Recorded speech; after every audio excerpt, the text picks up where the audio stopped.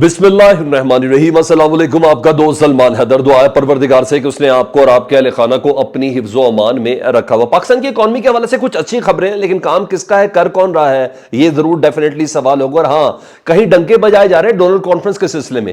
اس کے اصل حقائق کیا ہے؟ 10 ارب ڈالر کے۔ کیا پاکستان کی اکانومی کو تگڑی ہونے جا رہی ہے؟ پاکستان کے بینکوں کے اندر کچھ پلیج ہونے جا رہا ہے کیا جس کی بنا پر حکومت یہ غلط بیانی کری، اور اصل حقیقت کیا ہے اس سے متعلق بھی میں نے آپ کو ڈیفینیٹلی آگاہ کرنا ہے۔ اور وہ جو ادارے لگے ہوئے ہیں ایک مخصوص شخص اور ایک جماعت کے حوالے سے، اس کی بھی کچھ ڈیٹیلز ہیں، وہ بھی میں نے آپ کو بتانا ہے۔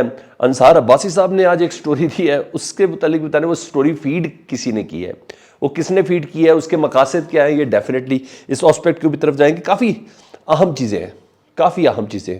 دبئی میں آرمی چیف بھی ہیں اور تھوڑی دیر کے لیے شہباز شریف صاحب بھی ہوں گے، اور دبئی کے پریزیڈنٹ سے ملاقات ہے، اس کی بھی کچھ ڈیٹیلز میرے پاس آئی ہیں۔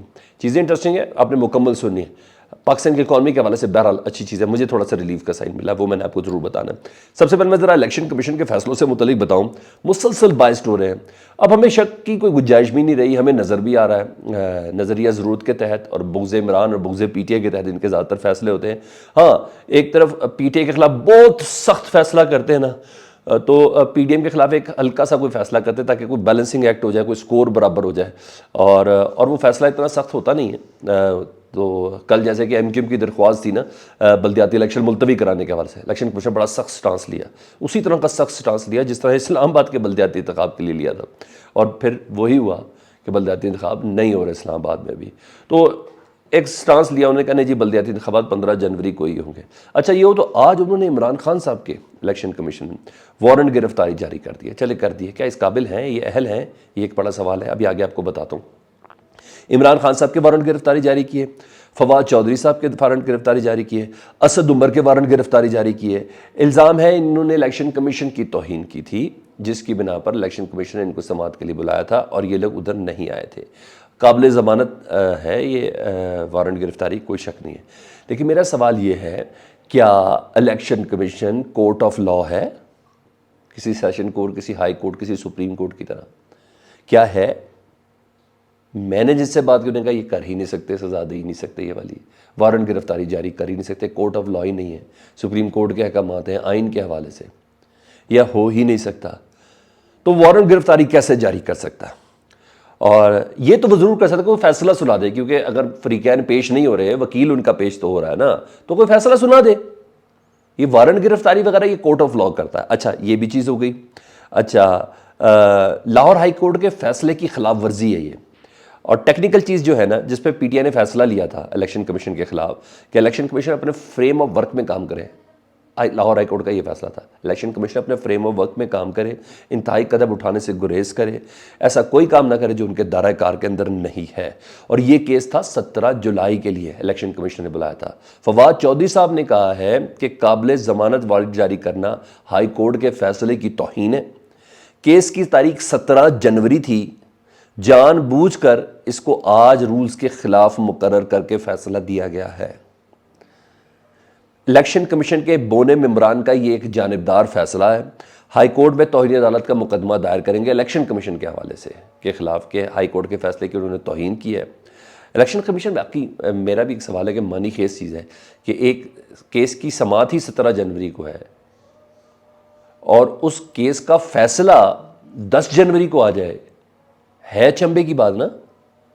تو اس کا مطلب ہے کہ سماعت کیوں کی گئی، ایک سوال تو ہے۔ کہیں سے احکامات آئے الیکشن کمیشن کو، کوئی خاص گول اچیو کرنا ہے، کہیں سے کوئی بوٹ شوٹ لگ گیا ہے، اور کیا ایسی چیز مقصود ہے جو اس فیصلے سے حاصل کرنی ہے؟ یہ تمام سوال، اگر آپ کے ذہن میں اس کا کوئی جواب ہے تو مجھے ضرور بتائیے گا، لیکن میرے نظر میں یہ سوال ہے، معاملہ مشکوک ہے، یہ معاملہ مشکوک ہے، ٹھیک ہے، یہ اشتعال دلانے والی باتیں ہیں۔ تو یہ چیزیں ہیں۔ اب آ جاؤں ڈونرز کانفرنس کی طرف، کوئی شک نہیں جی، پاکستان کی توقعات، حکومت پاکستان کی توقعات سے بہت ہی بہتر نتائج ہے اس ڈونر کانفرنس کے، پاکستان کی اکانومی کے لیے نہیں، اس سیلاب میں گھرے ہوئے لوگوں کے لیے، اس تباہ حال عوام کے لیے، سندھ کی، بلوچستان کی اور پنجاب کی اور کے پی کے کی، جنہوں نے سیلاب کا ظلم سہا ہے، جو آج تک وعدے وعید کے اوپر ہے، کیونکہ آپ کو پتہ میں خود گراؤنڈ کے اندر ان تمام چیزوں کو دیکھتا بھی رہا، اور جو حتی امکان کوشش ہوتی رہی اپنے دوست احباب کے ذریعے جو کوشش کرنی تھی وہ بھی کرتا رہا. تو ان کے لیے یہ ہے، یہ کہیں سے جو حکومت بات کرنے کی کوشش کر رہی ہے، یہ امپیکٹ ڈالنے کی کوشش کر رہی ہے کہ ڈونر کانفرنس نہیں، یہ ڈالر کانفرنس تھی، اور 10 ارب کا عوام کے اندر یہ غلط تاثر ڈالنے کی کوشش کی ہے کہ وہ کوئی ہارڈ کور کیش پاکستان کے بینکوں کے اندر آنا ہے. ایسی کوئی چیز نہیں ہے جی.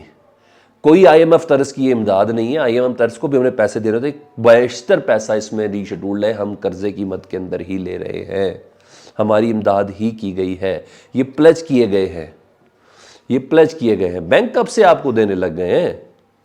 بینک آپ کو کب سے دینے لگ گئے کہ آپ ہماری طرف سے مدد لے لیں؟ بینک کا تو کبھی بھی کام نہیں مدد دینے کا. اسلامک ڈیولپمنٹ بینک 4.2 بلین امداد دے رہا ہے آپ کو.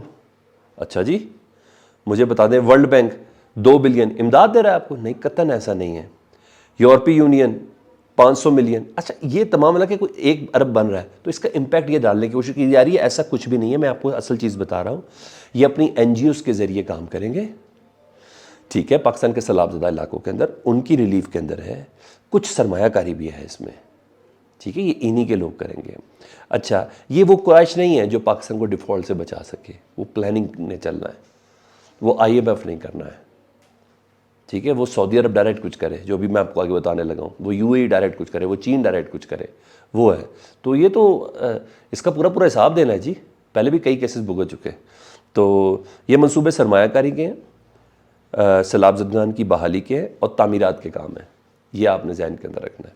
تو یہ وہ اس کو کوئی کامیابی نہ تصور کیجیے گا کہ حکومت ہمارے بینکوں میں، اسٹیٹ بینک کے اندر کوئی کیش آ رہا ہے، انہیں کوئی ایسا ہارڈ کور کیش آپ کو ڈلیور نہیں کرنا ہے، ٹھیک ہے. ہاں، اچھی خبر سعودی عرب سے ضرور آئی ہے، اور جن کے ذریعے آنی چاہیے تھی ان کے ذریعے نہیں آئی، جن کے ذریعے ہمیشہ آتی ہے انہی کے ہی ذریعے آئی. جی ہاں، آرمی چیف کے دورے کے بعد جب آپ آرمی چیف یو اے ای چلے گئے ہیں، تو کراؤن پرنس محمد بن سلمان جو پرائم منسٹر بھی ہیں، انہوں نے دورہ ختم ہونے کے بعد باقاعدہ طور پر، ہم پہلے بھی کہہ چکے تھے کہ آرمی چیف ڈیفینیٹلی کچھ نہ کچھ لے کے آئیں گے. پاکستانی سرمایہ کاری میں نا 10 ارب ڈالر تک کا اضافہ کر دیا، ٹھیک ہے. 10 ارب ڈالر تک پاکستان کے 10 سرمایہ کاری کو انہوں نے ایکسٹینڈ کر دیا آرمی چیف نے جی. اور اسٹیٹ بینک میں جو ڈپازٹ تھے نا، وہ 3 ارب سے اس کو کر کے 5 ارب ڈالر تک لے کے دیا. اور اچھی بات یہ کہ اس پہ اسٹڈی ورک کا بھی آغاز کر دیا. جو 3 ارب ڈالر ڈپازٹ رکھائے ہوئے تھے نا ادھار ہمارے، کہ ہم ڈیفالٹ نہ کر جائیں، انہوں نے کہا وہ 5 ارب تک کر دے، ٹھیک ہے. اچھی چیز ہے. یہ آرمی چیف کا پاکستان کی اکانومی پر ایک بہت بڑا احسان ہے. میں بار بار لفظ کہہ رہا ہوں احسان ہے، ان کا فرض نہیں ہے، یہ ان کا احسان ہے، یہ ان کا فرض نہیں ہے، ان کا احسان ہے، ٹھیک ہے. اس کو تسلیم کرنا ہے. اور بہت سی چیزیں ہم پہلے ہی کہہ چکے تھے کہ یہ ہوگا. قومی سلامتی کے اجلاس میں بھی آرمی چیف کو باور کرا دیا گیا تھا کہ ہماری اکانومی کی پوزیشن ہے، ہمارے سیاستدانوں نے کیا تھا، اور ہمیں سعودی عرب سے ہر حال میں پیسے چاہیے، حکومت کچھ نہیں کر پا رہی، وہ کیا بھی کچھ نہیں. تو شیخ زید صاحب سے بھی ملاقات ہے جی، آرمی چیف کی ہو گئی ہے، اور سنا ہے کہ جنوا سے واپسی پر دبئی کے اندر سٹے کریں گے. مے بی پاسبل صرف سٹے ہے شہباز شریف صاحب کا، کہ واقعی کوئی اہم ملاقات ادھر ہو سکتی ہے یو اے ای کی موجودگی میں. بہرحال خوشخبری ہے کہ یو اے ای سے بھی کوئی خوشخبری آرمی چیف صاحب لے کے ہی آئیں گے. پھر بول رہا ہوں احسان ہے آرمی چیف کا، فرض نہیں ہے آرمی چیف کا، ٹھیک ہے. اگر آپ سمجھتے فرض ہے تو مجھے آپ کمنٹ سیکشن میں ضرور بتائیے گا. میں جتنی میری کلیئرنس ہے، جتنی میری انڈرسٹینڈنگ ہے، یہ فوج کے یہ کام نہیں ہے، ٹھیک ہے. بہرحال وہاں انصار عباسی صاحب نے ایک سٹوری دی ہے جی. میں ذرا بہت لمبا ان کی سٹوری تھی، میں اس کو کٹ شارٹ کر دوں. انہوں نے ایک حقارتانہ معاملہ کچھ سٹوری بھی ڈسکلوز کیا ان کے لہجے میں. میری نظر میں تو بہت بڑی کامیابی ہے. انہوں نے کہا پاکستان تحریک انصاف کی نئی اسٹیبلشمنٹ سے مکمل رابطے منقطع ہیں، مکمل طور پر رابطے منقطع ہیں. اور چاہے اس کے کہ پاکستان تحریک انصاف کہہ رہی کہ نئی اسٹیبلشمنٹ اب بھی سیاسی انجینئرنگ کے اندر انوالو ہے، اور اسٹیبلشمنٹ کہتی ہے کہ ہمارا کسی قسم کا کوئی تعلق نہیں ہے. انہوں نے کہا ایک میجر رینک کے افسر تک سے بس رابطہ ہو سکتا ہے، ادروائز کسی سے کوئی رابطہ نہیں ہے اسٹیبلشمنٹ کے اندر. مطلب اس کو ناکامی گردانے کی کوشش کر رہے ہیں انصار عباسی، یا جنہوں نے یہ سٹوری پٹ کروائی ہے انصار عباسی صاحب سے، اس کو ناکامی گردانے کی کوشش کر رہے ہیں. ارے بھائی، یہ بہت بڑی فتح ہے، یہ بہت بڑی فتح ہے کہ کسی سیاسی جماعت کا اور اسٹیبلشمنٹ کا رابطہ نہ ہونا. یہ بہت بڑی فتح ہے. یہی عمران خان صاحب چاہ رہے تھے کہ یہ نہیں کیا تو میں نے اتنا نقصان اٹھایا. یہ نہیں ہونا چاہیے. ٹھیک ہے. تو اس طرح کی سٹوری فیڈ کرنے کے لیے کون سے اہداف ہیں جو اس کو حاصل کرنے کی کوشش کی جاتی ہے اس طرح کی سٹوری فیڈ کر کے؟ یہ ڈیفینیٹلی ایک سوال ہوگا.